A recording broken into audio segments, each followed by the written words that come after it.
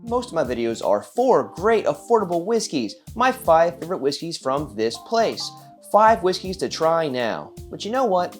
What about the bad whiskeys? What about whiskeys that I might not like? Well, I recently just counted all the bottles in my collection and I have 76. So I decided to find the 5 worst bottles in my collection and show them to you. Some of them are actually bad, but some are just not as good as the rest of my collection. So let us go into the 5 worst whiskeys in my collection. Starting off with what I think is the worst bottle in my collection is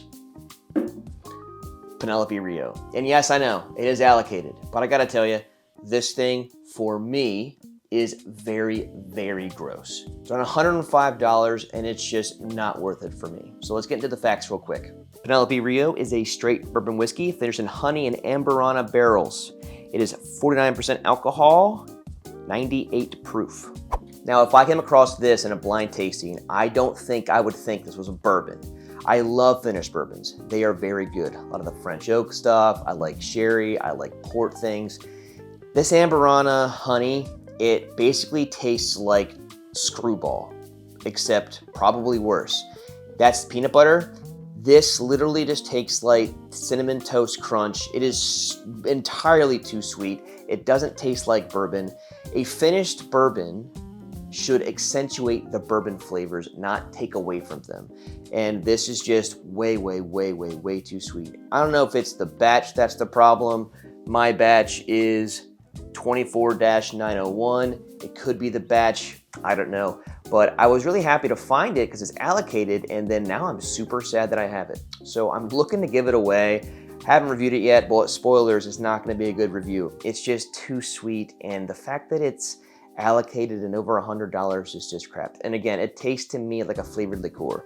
So that's the worst whiskey right now I think I have in my collection. Let's go to number 2. Number 2 is a blended Canadian whiskey, 21 years old. Let's get into those facts. This blended Canadian whiskey is from the Jackson Cadan Hunting Company. It is 21 years. It is used corn, rye, and malted barley grains. It is 100 proof.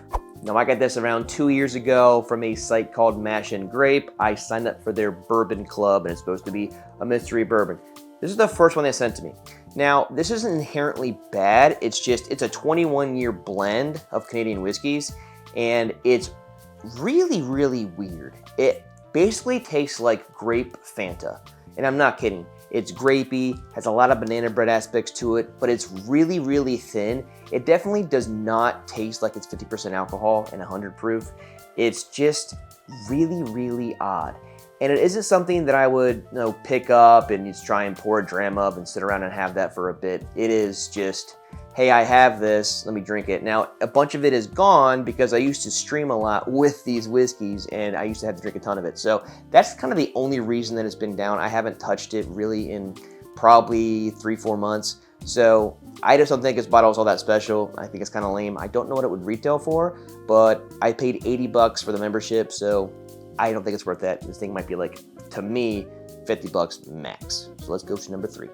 Number 3 is another blended Canadian whiskey, a little bit of a trend here, but this one is better than the last one I just showed you. So get into those details, shall we? This is a blend of Canadian whiskeys that is 45% alcohol.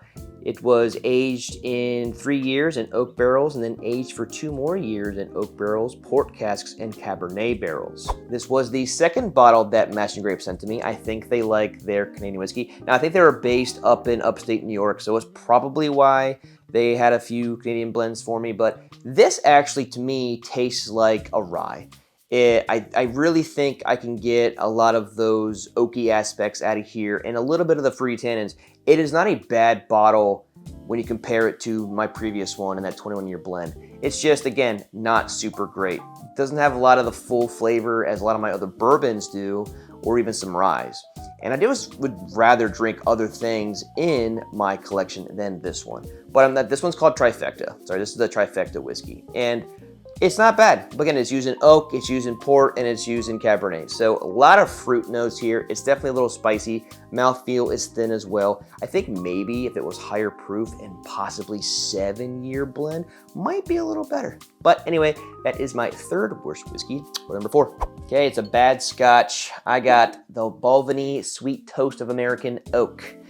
I don't enjoy Speysides as much as the other regions of Scotland, but this one is just never vibed with me, so let's get into those details real fast. Balvenie Sweet Toast of American Oak is a 12-year whiskey finished in twice toasted virgin American oak barrels. It is 43% alcohol. Now, the only reason I ever got this bottle is a long time ago. I used to spin a wheel to see what I was going to review the next week, and one of the spaces was the wife choice. So my wife found this bottle, I had to buy it, and I did. Now, this is, I don't want to say it's a novelty, but at least using this whole story about getting your American oak from Virginia and having it shipped across the country and all this kind of stuff, it just doesn't make the whiskey taste any better to me. I get a really, really gross, to me, fermented fruit, not super great cidery vibe, and I really do like cider, but it approaches more vinegar to me. It is just way too, has that, like, again, sour fermented taste there, and it's $100. At least when I got it, it was $100. I don't know what it is now, and again, that is definitely not worth it for me. There's several other 12-year bourbons, scotches that I would much rather have. Again, this is a Speyside, so this doesn't vibe well with me. I got a bunch of other Speysides I would rather drink on my shelves, and this just didn't cut it. So let's go to that last one. All right, the last worst whiskey is good old Jura 12. Now, I don't hate this bottle. I think Jura is a very, very unique distillery, but if I'm ever gonna like match these up to my other whiskeys, it's just not gonna come close. So let's talk about the whiskey real quick, then we'll get into the actual like why I think it's the worst. Jura 12 is from the island of Jura distillery. It is matured in American white oak ex-bourbon barrels and aged in Oloroso sherry cask, and it's a 40% 80 proof scotch. If you've ever had Jura, at least the 10 and the 12, you would understand that there's a reason why I like to call it the funky cheese of the Scotch world. It has an absolutely unique flavor profile. And I always like to describe it to people as if you're walking through a very, very wet, humid woods. There's moss, it's foggy, you get that like earthy dirt smell, a lot of corn, just a lot of grassy and this earth tones with it. And it being 40%, it kind of almost has super crazy like iced tea herbal notes. And it's incredibly smooth because it's, again, there's not the high ABV. So I look at it as just an insanely unique experience that I can share with people and just to get their reactions. But again, as far as like, if I'm gonna like put best and worst whiskeys in my collection, this is gonna be near the bottom. It's not gonna hold up against other ones that I have because I generally don't buy like bad things for my collection or whatever like that. So that's why this one is at the bottom of my list, or at least near the bottom. But I do think Jura 12 is a not bad bottle. Just again, not as good as the other ones I have. Well, there you go. These are 5 of the whiskeys in my collection that I think are the worst. Only 1 or 2 I think are actually inherently bad. The other ones, again, just aren't as good as the other ones that I have. So leave me a comment down below. I'm curious, from your collections or just in general, what is the worst whiskey that you currently own or that you've ever had? Because I would love to know some bad whiskeys out there, because we could get some reviews of those or some blind tastes for those. So if you like this video, give it a like. Not subscribed yet, make sure you do. Best way to support me. Another way to support me, hit that join button down there. It supports me a lot. Let's buy new whiskey. Anyway, always, see you next time, and cheers.